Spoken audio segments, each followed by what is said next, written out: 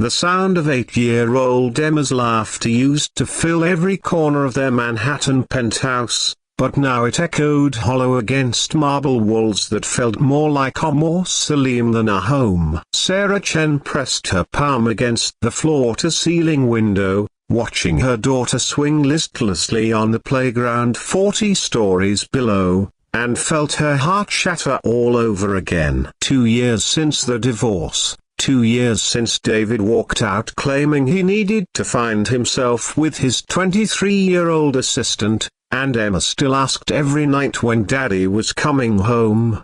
As the CEO of Chen Industries, Sarah commanded boardrooms with the fierce precision of a lioness, but when it came to healing her daughter's broken heart, she felt utterly powerless. The therapist's words haunted her. Emma needs a positive male role model. Someone who can show her that not all men abandon the people they're supposed to protect. That's when Sarah made a decision that would have scandalized her Park Avenue social circle. She was going to find Emma a new father figure, and she was going to let Emma choose.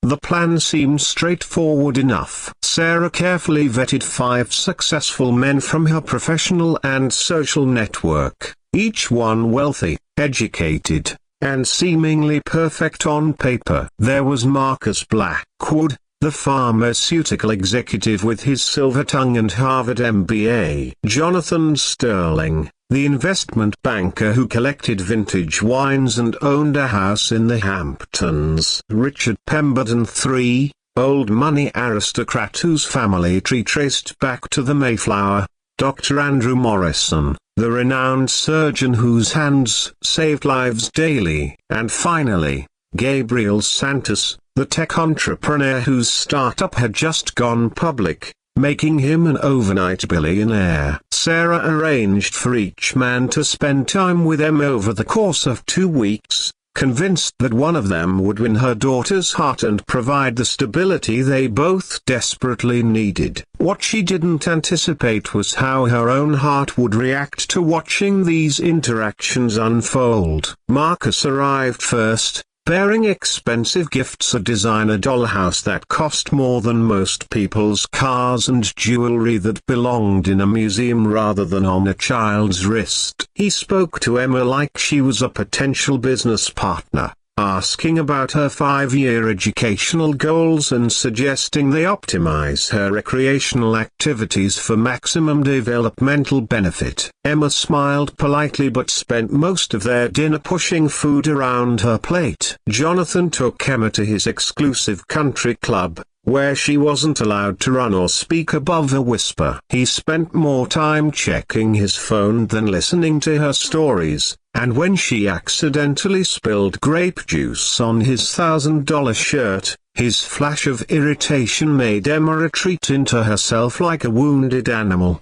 Richard arrived in a chauffeured Bentley, treating Emma like a delicate porcelain doll who might break if she moved too quickly. He regaled her with boring stories about his ancestors while she stared longingly at other children playing in the park. When Emma asked if they could feed the ducks, Richard wrinkled his nose and declared that waterfowl were unsanitary creatures that spread disease.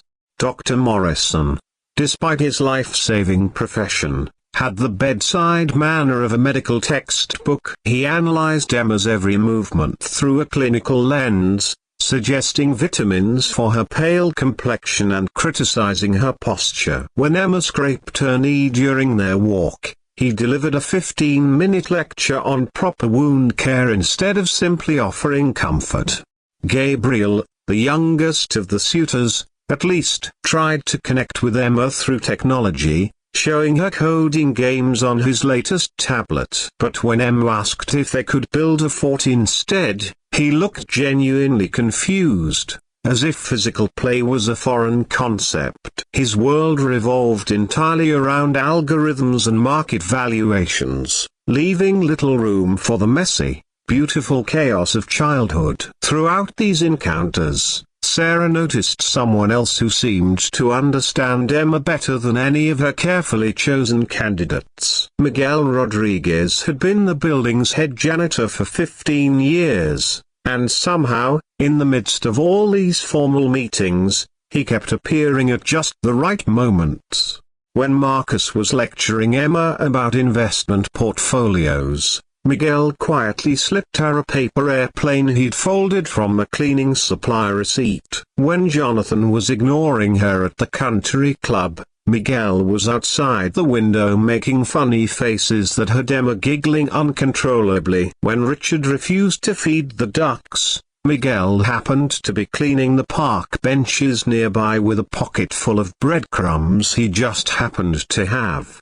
Miguel was a single father himself, raising his 10-year-old son Carlos after his wife died in a car accident 3 years earlier. Every day after school, Carlos would come to the building where Miguel worked, doing homework in the maintenance office while his father finished his shifts. Emma had struck up a friendship with Carlos, and through him, she'd gotten to know Miguel. Unlike Sarah's wealthy suitors, Miguel never talked down to Emma or tried to impress her. He listened when she told stories about her day, laughed at her jokes even when they weren't funny, and had an endless supply of band-aids decorated with cartoon characters for her frequent playground injuries. He taught her Spanish words for colors and animals, showed her how to make shadow puppets on the wall, and somehow always knew exactly what to say when she was sad.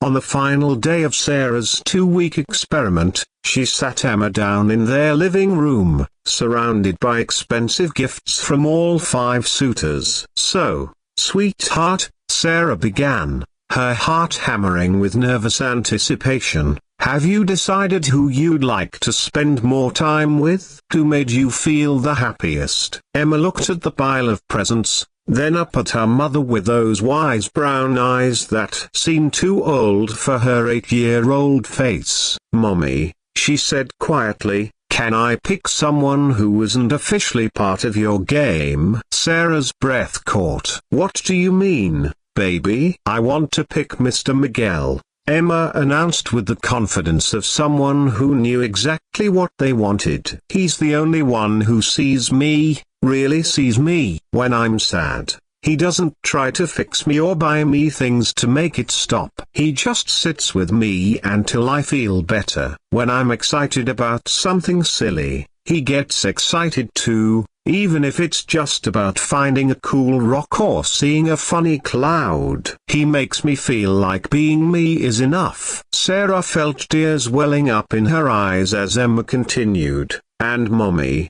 he knows what it's like to have your heart broken because someone left. But he didn't let it make him mean or cold. He just loves Carlos and me even bigger to make up for all the missing love. Isn't that what we need? Someone who knows how to love bigger when life gets smaller." In that moment, Sarah realized her daughter had been teaching her about true worth all along. While she'd been focused on bank accounts and social status, Emma had been evaluating these men based on something far more valuable: their capacity for genuine human connection. The next morning, Sarah found herself in the building's maintenance office, nervously smoothing her skirt as she prepared to have the most important conversation of her life. Miguel looked up from his clipboard, surprised to see the building's most prominent resident in his modest workspace. "Miguel," Sarah began, her voice trembling slightly, "Emma chose you." His dark eyes widened with confusion. "I'm sorry, Mrs. Chen, I don't understand." Sarah took a deep breath and explained everything: the divorce, Emma's heartbreak, her desperate plan to find a father figure, and ultimately, her daughter's wise choice. As she spoke, she watched Miguel's expression shift from confusion to wonder to something that looked suspiciously like hope.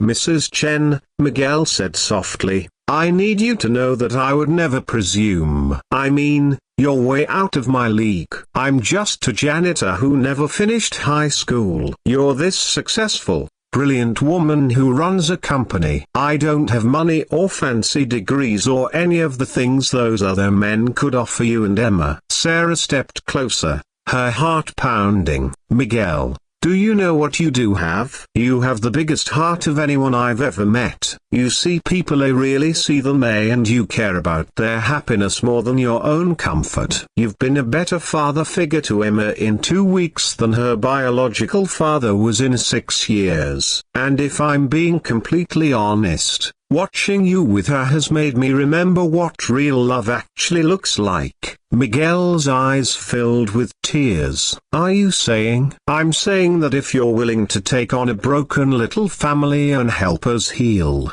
we'd be honored to have you in our lives. Not as an employee, not as a charity case, but as someone we love and who hopefully might love us back."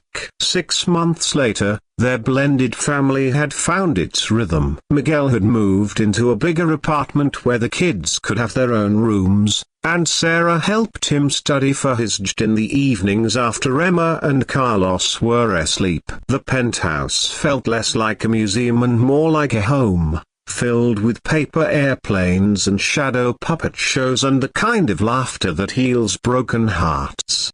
Emma never stopped thanking her mother for letting her choose, and Sarah never stopped marveling at her daughter's wisdom. In the end, the little girl had taught them all that true wealth isn't measured in dollars or degrees, but in the size of someone's heart and their willingness to share it with others. Sometimes the most precious things in life come disguised as ordinary moments with extraordinary people, and sometimes the greatest love stories begin with the simple courage to see beyond what society expects us to value. The janitor who cleaned their building had cleaned their hearts too, sweeping away all the pain and filling the empty spaces with something far more precious than money could ever buy: unconditional love, genuine connection, and the beautiful mess of a family that chose each other.